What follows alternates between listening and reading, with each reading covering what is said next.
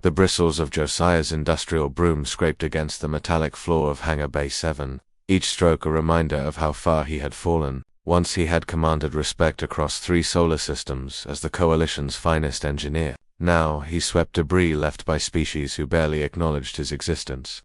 "Move, human," chittered a Velcon technician, its 6 legs clicking impatiently as Josiah stepped aside. The insectoid alien didn't even glance at him, just another piece of the background. Another broken human trying to survive in the Galactic Empire's service stations.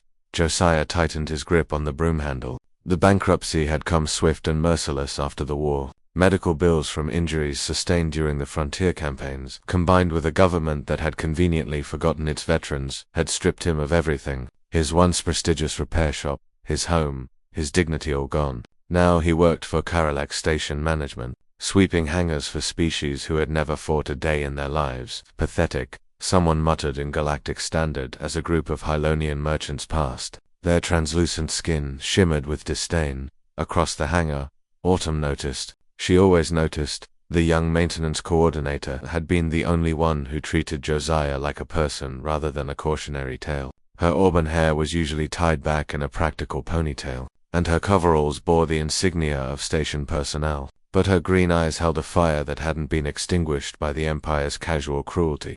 "Josiah," she called out, jogging over with a datapad. "Bay 7's cleared for the day. You can clock out early." He nodded gratefully. Autumn had a knack for finding him extra breaks.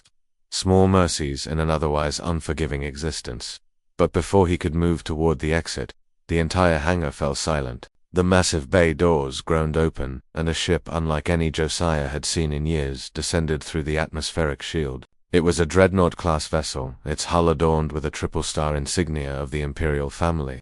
"Emperor's ship," someone whispered. Autumn's eyes widened. "What's the Emperor doing at a backwater station like this?" The ship landed with surprising grace for something so massive, but even from a distance, Josiah could see the problem. Scorch marks marred the port engine housing, and the gravitational stabilizers were emitting an erratic whine that made his teeth ache. Whoever had piloted that ship here had barely kept it together. Within moments, the hangar flooded with Imperial guards, towering Orcs warriors in ceremonial armor, their scales gleaming like polished obsidian. Behind them came the station master, practically prostrating himself, followed by every senior technician on the station. Josiah started to retreat. This was no place for a janitor. Then he heard it. "Bring me the human. Josiah Reeves." The voice was commanding, filtered through a translator but unmistakably authoritative. Every head in the hangar turned toward him.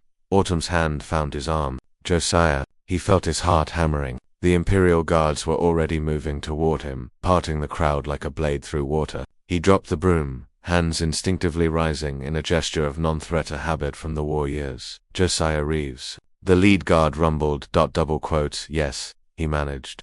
"Emperor Vexter summons you."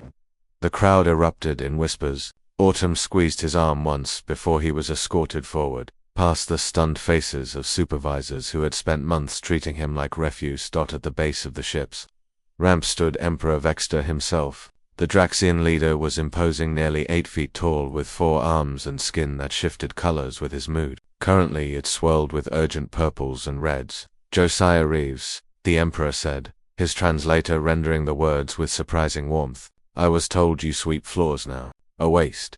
Josiah stood straighter despite himself. "Your Majesty, how can I? My ship is dying," Vexter interrupted, gesturing toward the dreadnought. "We were ambushed by separatists 3 systems away. My engineers are competent, but none have the instinct for emergency repairs. The gravitational core is destabilizing. We have perhaps 2 hours before it tears itself apart and takes half this station with it."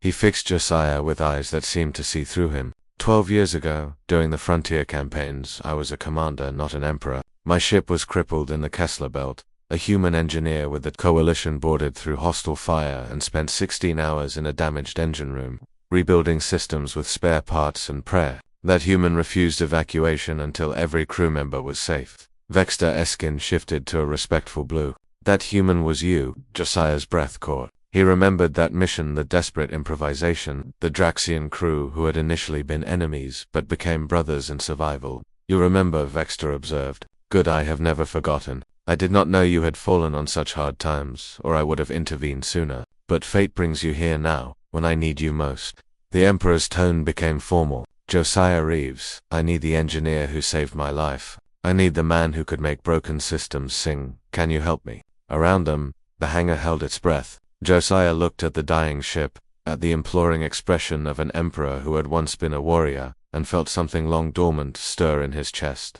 I'll need my tools, he said quietly. Real ones, not a broom. Vexter's laugh boomed through the hangar. You'll have anything you require.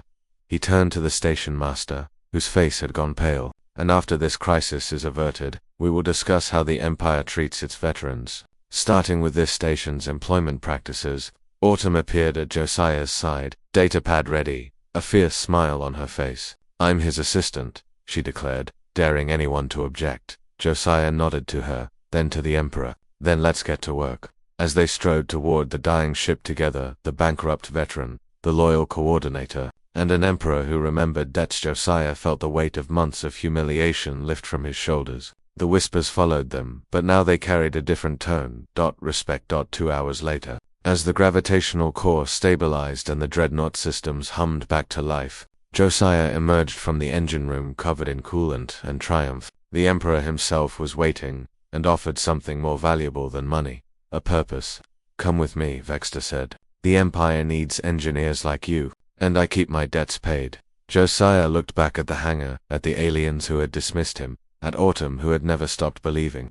I accept, he said. On one condition: my assistant comes to. The Emperor's skin flashed with amused gold. Done. As they boarded the ship together, Josiah realized that sometimes being human meant more than survival. It meant showing the galaxy what resilience truly looked like, and the universe, it seemed, was finally listening.